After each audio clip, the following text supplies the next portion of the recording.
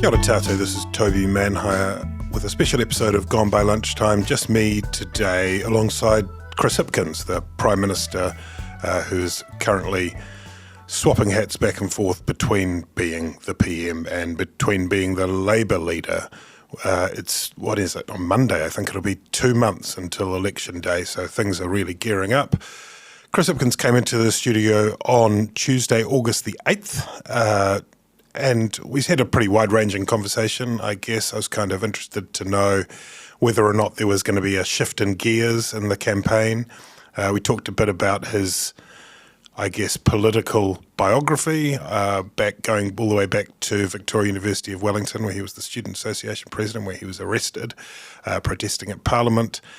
And I wanted to know as well whether or not he would be offering, apart from the pros of governing, some poetry in the campaign. A big thank you to Spinoff members who make this podcast possible, and thanks also to Te Aihe Butler, who has made it sound so crisp. Here's our conversation. Kia ora, Prime Minister. G'day. Thanks for coming up. Now you're here, you're going to tell us what your tax policy is. Very nice try. I know everybody's waiting, but look, we put in the final touches on it now. We will be announcing it within the next week or two. Oh, next week or two. We've gone down because it's been the next few weeks for a while, and I'm trying to sort of next few weeks for at least a few weeks. Yeah. Quite soon? Yeah, it will be quite soon. Okay. Yeah. Hey, on the weekend, Willie Jackson, your colleague, said we should be 10 to 15% behind, but we're right in the race. Do you think he's right about that on both parts? Well, I'm not sure whether you would, whether it's necessarily a fair conclusion, the first part of it, but we're certainly right in the race. I think when you look at the difficult times that we've had over the last 18 months or so, starting with the exit from the COVID-19 strategy, the exit from elimination of COVID-19 to borders reopened, life back to normal, that was always going to be a bit of a bumpy journey. And then you add to that the global inflationary pressure that the country's experienced, add to that the effects of the cyclone. It's sort of, there's a lot that's been going on that's been putting people under pressure and that's been just disrupting things. And so as a result, I think it's natural to expect that the government of the day is going to wear a bit of, criticism and a bit of flack for that. You omitted to mention some other things that have happened in there too in relation to the governing party. And when I think about your time, when you're not yet 7 months into this job, probably feels like a lot longer than that to you, I don't know. But when I think about those 7 months, I kind of have this image in my head of you in one of those like inflatable boats. You remember those orange ones, the Explorer 200s? Do you remember those ones? I remember that. I know the boats that you're talking to. I'm not sure where the metaphor is going. Yeah. But yeah. Well, let's put it on the Hutt River just to localise it for you. And it's like these leaks keep on springing up, and you put your hand over and you control that, and just while you're doing it, another one springs up on the other side of the orange raft. Does it feel a bit like that sometimes to you? Not necessarily in the sense that, look, we have had, be upfront about it, we've had some bumpy experiences in the last... Four ministers, I think. 6 months or so. They haven't all happened at the same time. They've happened sequentially as opposed to all at the same time. Kind of makes it worse in a way. But the challenge with that is, human beings are human beings, and you can only make decisions as a leader based on the information that you have. So in every one of those circumstances, if you said to me, would you make a different decision now to the one you might have made, when the issue first emerged, the answer to almost all of those questions would be yes, because there's more information now than there was when I was making those decisions. But if you went back and said, would you make the same decision if you were making it with the same information that you had at the time, the answer to that question would also be yes. It's just the nature of, politics, the nature of human beings. You don't have perfect information to make these kind of calls. Have you talked to Kiri Allen lately? I haven't spoken to her directly. I know that she's being well supported by colleagues, and she's not in communication, I guess, in the sense that you might normally be. And so I am kind of working through intermediaries there in the sense that I'm just giving her the space that she needs. Okay, sure. You talked about coming out of that COVID period, and that, it's still a weird thing to think about. It was so unimaginable at the time. There's this sense to me, and a few other people have expressed it too, of COVID having kind of warped the space-time continuum in some sense. It kind of like concertinaed the time, and that's one of the reasons why I think it feels a bit like the third term. I don't say that in a pejorative sense necessarily, but do you feel any of that? I think we feel that as a government on a number of levels. One is, yes, it feels like we've been in government for longer than we perhaps have been. Right. And that is because I think people have seen a lot more of us than they would normally see of any government. So during that COVID-19 period, we were very, very present in people's lives. You know, we were on a day-to-day basis. People were tuning in to find out what it was that we were asking them to do that day. And as a result, you know, I guess if you like, people's familiarity with us is much greater than you might expect. You know, and so that has a political impact. But the other thing, I guess, which I've had plenty of opportunity to reflect on as a minister in the current government, the sorts of progress that you might have expected to make on an issue or any given issue, you could pick almost any of them, after 6 years in government, we haven't been able to do that. Now, some of that, we've made some mistakes. You know, we should always admit when we've got things wrong. But a lot of that has just been that we haven't been able to make the sort of progress we want because we've been dealing with something else. So as Minister of Education, I set out a really ambitious reform program for our schools system in particular. And it involved rewriting the curriculum, changing the NCEA, doing a whole lot of quite, you know, future-focused reforms. And in reality, for sort of 3 of the last 6 years, the school sector has basically been saying we're just not in a position to absorb reform. Sure. Our focus on a day-to-day basis is just keeping kids learning during these extraordinary times that we live in. And so we haven't made the sort of, you know, we haven't had the momentum and that we would have expected to have. So in that area, for example, I would say it feels like we've had 3 years in government, not 6, because actually 3 of our 6 years we were just dealing with keeping the system ticking over on a daily basis. So you've got the worst of both worlds in some sense. People, you're overexposed. People think they've seen you for 9 years, but you've only managed to get 3 years worth of delivery in. So yeah, certainly. In some areas, we do kind of feel like we're just at the end of a first term rather than a second term, because such a large chunk of time was taken up with dealing with COVID. Now, the first time I encountered you, you were a bushy-tailed young student. You got arrested during that parliamentary protest, which ended up being a long-lasting and important part of your life, I think. I flicked back through some old copies of Salient. I was editor of Salient back in the day, to see if I could find some devastating gotcha questions in which the young Chris Hipkins had professed his, you know, commitment to anarcho-syndicalism or something like that. There wasn't that much of that. You weren't that radical a figure, but you were more radical than you are now. That's the passage of time, isn't it? What would that young Chris Hipkins have made of the Labour Prime Minister now? Well, I hope he would be proud of me. Yeah. But, I mean, in reality, I don't think my values certainly haven't changed in that time. I guess my priorities might have shifted a little bit in the sense that I probably consider things with a slightly wider lens than I might have been as a tertiary student. As a first-year, second-year university student, so I think I was first year at university when I was contributing to your era of Salient. That's right.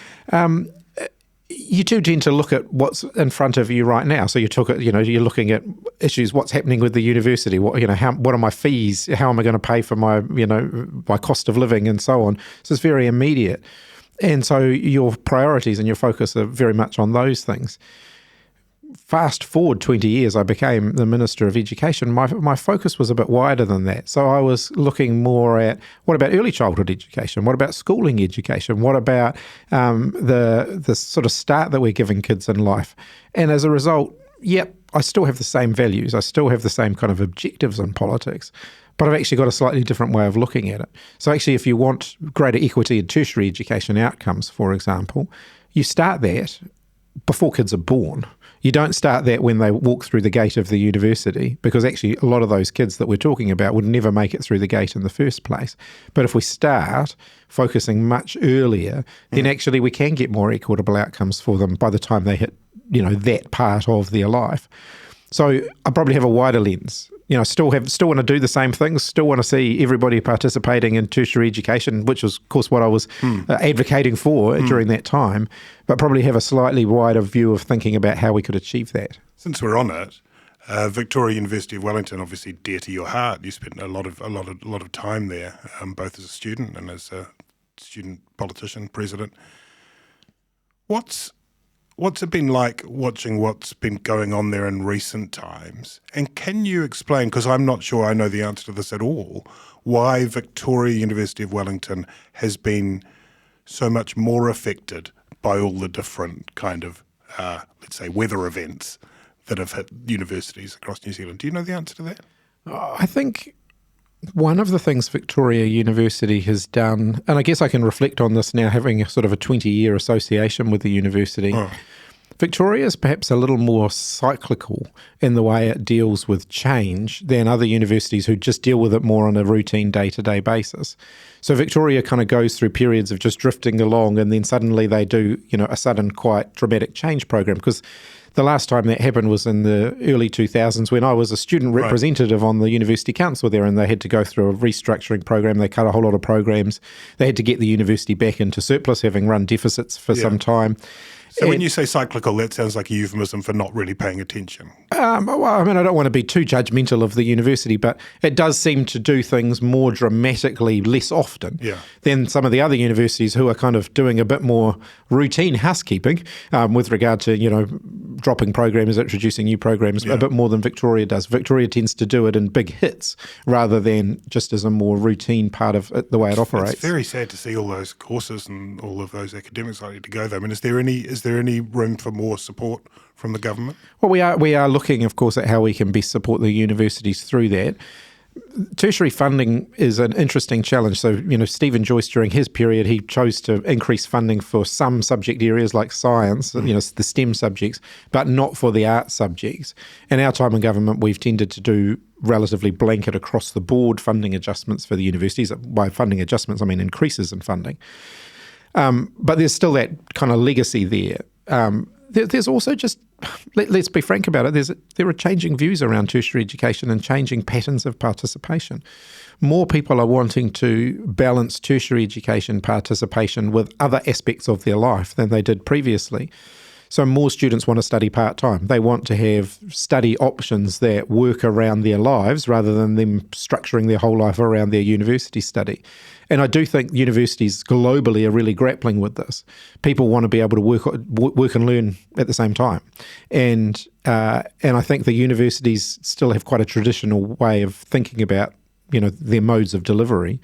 They perhaps need to adapt a bit more to that. Very briefly, you as Education Minister declined a request for the university to change its name to Wellington University. Every time I see it, it's described as, like on social media, there's no mention of Victoria's dead. How do you feel about that? The reason that I declined it was, I think that they'd failed the test of accountability. So there's a test of accountability built into the education legislation, and I don't think the university had met that test. They didn't have the support of the community for the name change that they were trying to promote. The branding of a university ultimately is up to it. The government doesn't determine what branding and what marketing the university does. But I can say as a graduate of Victoria University, I'm very proud to be a graduate of Victoria University. Okay. You have been in Parliament for 15 years, is that right about that? Yeah, just coming up, this election will be my 15 years, 5 terms, and before that you were a staffer as well. What is I hesitate to call you a veteran, that might be unkind, but what's changed about that place, about politics across 15 years? A lot in Parliament's changed and a lot still needs to change. I think Parliament as a whole is getting better as an institution. And it does, Parliament ultimately reflects changes in society around attitudes. I think some of our attitudes to work, some of our attitudes around what's appropriate conduct in the workplace have changed at Parliament, and that's a healthy thing. The sort of boozy, smoky, culture that would have existed in Parliament has certainly changed quite dramatically in the time that I've been around the place, and it had already changed in the period leading up to that. I think Parliament itself is much more of a House of Representatives than it's been before. So the makeup of the Parliament is more reflective of the population than it's ever been before, and I think that that's an encouraging thing. It doesn't mean that all the job's done, though. There's still a lot that needs to change. Has it become a different place in terms of, I don't know, has it become a more, at times, insidious place in terms of the nature of the politics, do you think? Or is it still a kind of place for healthy, robust debate? It's quite a complex question, and because we're not just grappling with this in New Zealand, I think this is a global trend as well. The place for healthy, robust debate in civil society is becoming smaller and smaller. Humanity is drifting towards much more polarization and much more insular ways of living. People tend to congregate in groups of people who reinforce their existing prejudices and biases, and away from living in environments where they're being challenged in their views and they're being exposed to different perspectives. And I do worry that Parliament as an institution will reflect that more. And I think that that's going to be a challenge for the Parliament, because inherent in New Zealanders' decision to vote for MMP, for example, I think was an instruction to our elected representatives that we do want to see more debate, we do want to see more striving for compromise, and we do want to see a little bit more stability in government policy making, so we're not lurching from one extreme to the other. And I think that in the current environment we're in, where polarisation is becoming more and more of a problem, that's going to be more and more difficult. If there's one reflection I would have on the more than 20 years I've been in politics now, in terms of my own views on the world, I've become much more or much less binary in my thinking. As you're a younger person, you tend to think in terms of good and bad and black and white and right and wrong. And then as you go through your adult life, and certainly in the time I've been in politics, there's never a single answer to a question. There's always multiple different answers and multiple different options. And I've become a lot more open to just acknowledging that. I mean, the polarisation you talk about and some of the invective and some of the ugliest parts of that were experienced by your predecessor quite intensely. I mean, there were periods last year going around the country where Jacinda Ardern would experience some pretty awful, harassment is what it was, really. Has that lifted a bit now? What's your experience been in recent times? I still think women in politics get a far rougher deal than men in politics do. I still think people from different ethnic backgrounds get a far harder time in politics than people from a Pākehā European background get. And I think we need to keep working on that. And again, I think the polarisation that we see in the way people kind of live their lives now contributes to that. It emboldens people in a way that that we've not seen people in New Zealand embolden in the past. And I do think that that's something that we need to be open and upfront about. Some of the behaviour that Jacinda was subjected to as Prime Minister was just downright disgusting. And probably if I reflect critically on that period of time, so nearly 6 years that Jacinda was the leader of the Labour Party and Prime Minister for much of that time, probably the thing that I would reflect critically on is I don't think the men in politics did enough to call that out. I don't think it should be left to women in politics to call out bad behaviour towards women. I think men in politics should do more of it. And thinking forward to the campaign, which we might as well be in now, really, and to a large degree, will there be the walkabouts? Are you feeling as though that part of the kind of choreography of a campaign will happen? Because there was some suggestion that it was unlikely to. Yeah, I certainly hope that we can do that. Yeah. I certainly, I love the fact that in New Zealand our politicians are so accessible compared to so many other places around the world, and I certainly hope that we can keep that. I think some of that's going to come down to the portrayal of disturbance when it happens. If there's a sensationalism around the way politics is reported at the moment, everybody's looking for the next distraction. I think if we could stick to debating the substance of the campaign rather than necessarily the just every day-to-day distraction. Is that a message to the media? I guess it is a veiled sort of message that I hope that we can spend as much time in this campaign debating the substance as we do the sort of distractions that emerge from time to time. I mean, it's a tricky one, isn't it? Because when something like that happens, the idea of not reporting it would be almost as egregious as inflating it. Yeah, I guess as long as it's being reported alongside the substance of whatever's being discussed as well. I listened to an interview with you recently, and you described a classroom. I'm not sure if it was primary school or secondary school, where a teacher had a motto hung above a whiteboard that said "Leadership is an action, not a position." Is that what teacher was that? Can you pinpoint that? That was one of my science teachers at secondary school. I can't actually remember which one. I just remember it was a science lab that had it. But I genuinely believe that. I think if you look at the challenges facing the world, political leaders are not going to be the only people who have solutions to that. Actually, anybody can lead on these issues, and people can lead by example in their own lives. But thinking about your period as leader, half a year, leadership is an action. What are the actions that you think encapsulates Chris Hipkins as a leader? What actions would you point to?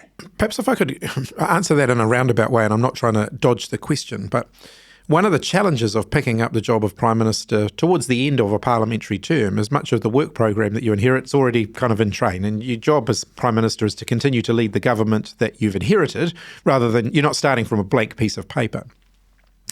So I think one of the opportunities that I've got ahead of me in the next, was less than 3 months now, it's in about 10 weeks, is actually to set out to New Zealanders what kind of government I want to lead longer term. So what would a next term look like? Because it will be different to the last 2 terms of government. And my style of governing will be different to Jacinda's.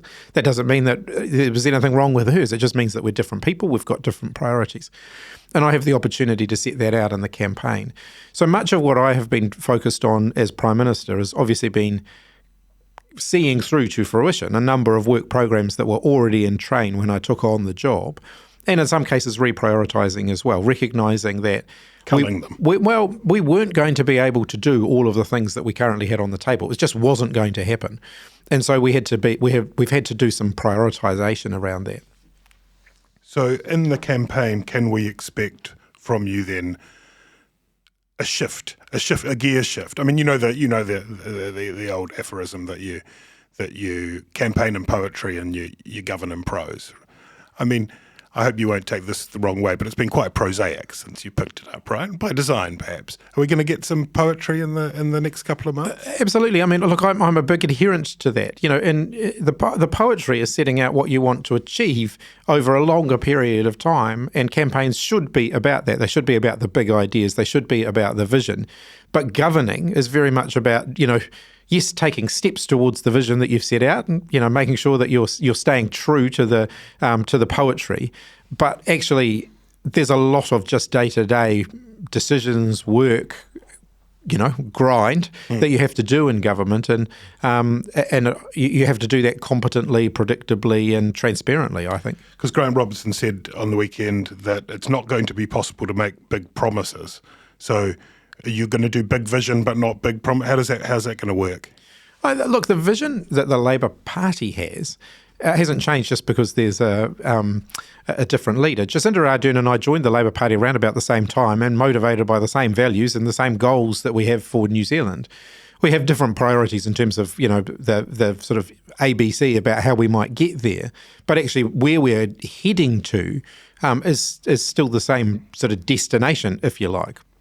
How is everything with you and Grant Robertson, your finance minister? He had his idea of a tax switch that he and David Parker were keen on. Unusual these things play out in public, but this is how it's happened this time. That was captain's call. And then more recently we've got the boondoggle tangle. Are you guys... are there tensions there? No, none at all. No, must have been some tense conversations. We get on exceptionally well, and of course we don't agree on everything. I mean, I think one of the things about New Zealand politics, and New Zealand politics has become far more like this in recent times than many other countries that we might compare ourselves with. The idea that any kind of disagreement somehow means dissent or disunity is just rubbish.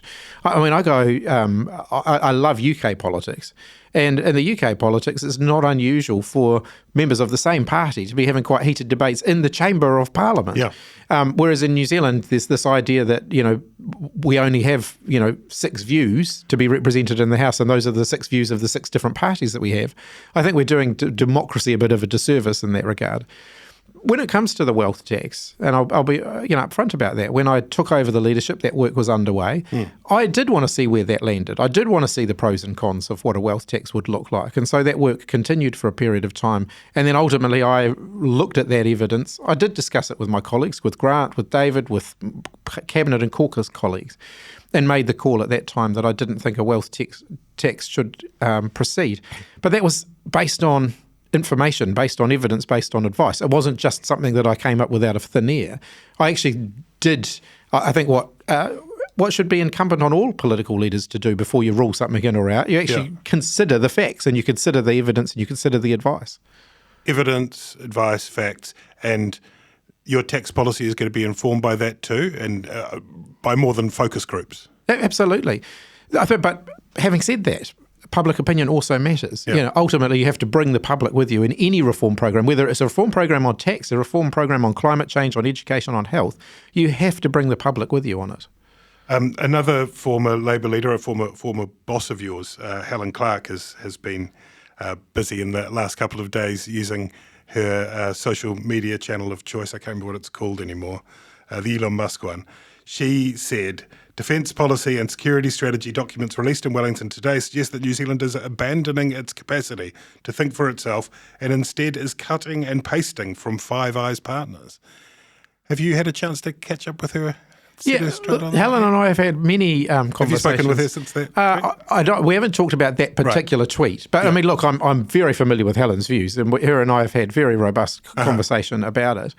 And I don't agree with her characterisation of those particular documents. In fact, I think New Zealand's continuing to pursue an independent foreign policy in the same way that we did when Helen was the Prime Minister, which is that we work closely with partners like the Five Eyes partners. We will, from time to time, there'll be initiatives which the Five Eyes partners pursue that we don't want to be part of. So New Zealand and Canada, for example, are not part of the AUKUS nuclear submarine arrangement. And we'll continue to pursue other partnerships that are in New Zealand's interest. Our partnership with China is an incredibly important one. It's very, very big for our economy. It's our largest trading partner.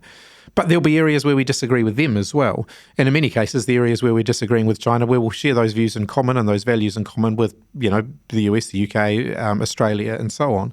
I think it's important that we have robust international relationships that allow us to pursue our interests and pursue our values, and that we don't holus bolus sign up to the views and values of any one other player, that actually we're being independent. You think it's helpful having former leader chip in? I mean, you were just saying you'd rather have a common style environment where there's a bit of disagreement in public. Are you all right with that? Yeah, I mean, look, I think foreign policy is something that, because we've been striving over a long time in New Zealand for sort of a bipartisan approach to foreign policy.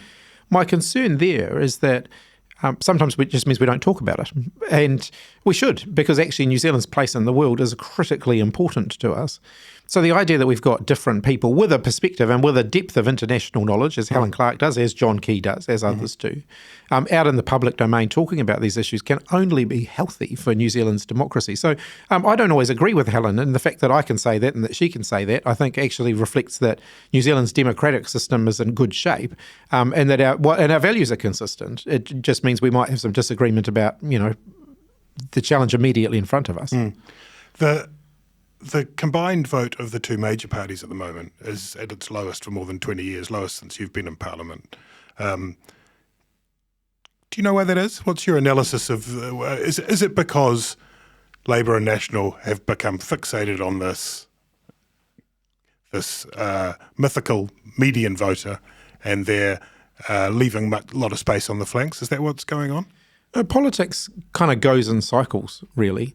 And the nearest that I would say that we are, the nearest comparator point I would have is 2005, where Labour and National were both polling in the sort of mid to high 30s, and the smaller parties were doing quite well, and it was a very competitive election.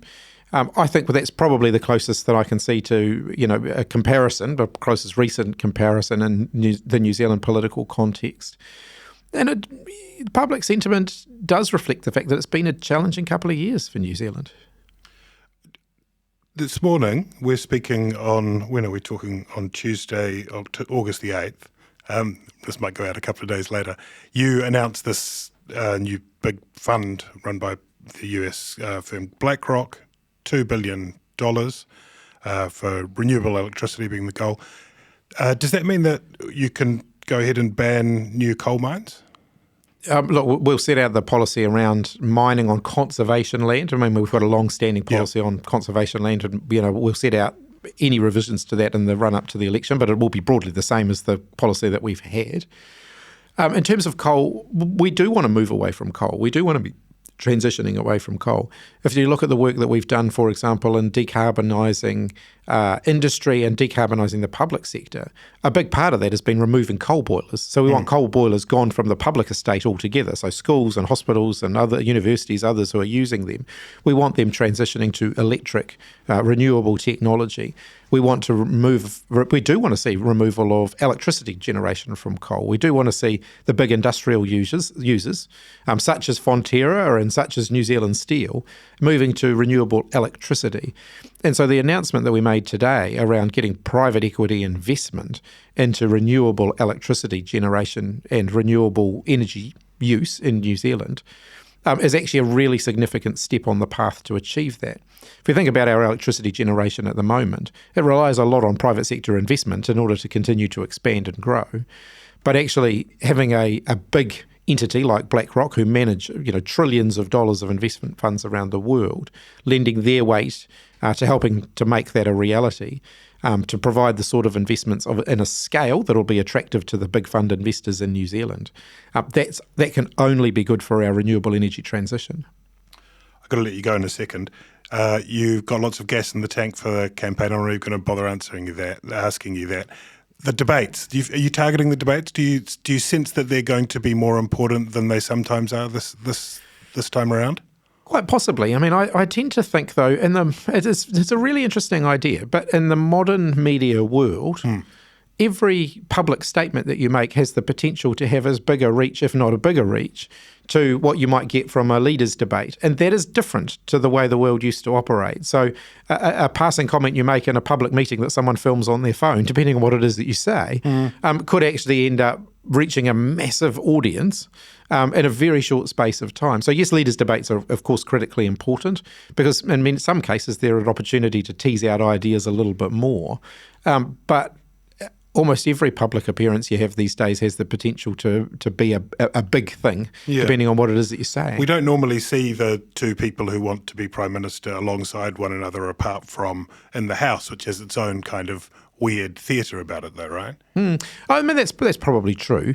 But I think the quality of, I guess, how informed people feel at the end of the leaders' debates is very much going to be dictated by the questions that get asked.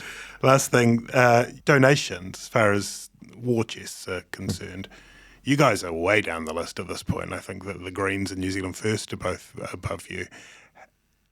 Insofar as declared donations, so that's one's over 20k, isn't it? How much of a difference does that make?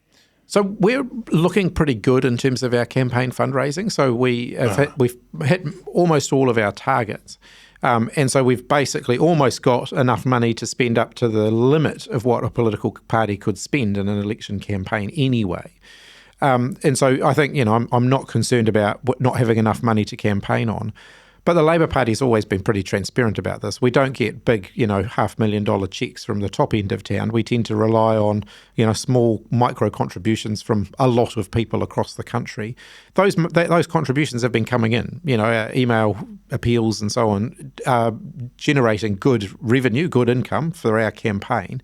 Of course, we always want more. And I'd never say no to the big donations I might say no depending on who was offering it. But generally speaking, if they want to give us money, we'll take it. But they don't tend to be seeing us as reflecting their interests, I think.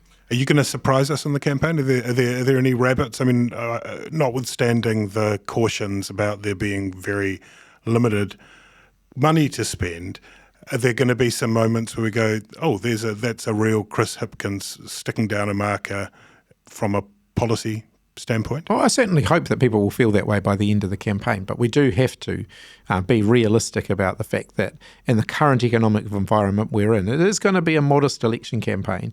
And any political party that tells you that you can decrease revenue, i.e. cut taxes, you can increase spending, and you can reduce debt all at the same time, really is in what Grant Robertson would describe as the fiscal Bermuda Triangle. It is simply impossible to do all three of those things at the same time. A triangular hole. We've got enough holes already this election campaign. Thank you for coming in, Prime Minister. Good luck with the campaign. Thanks, Toby. Cheers.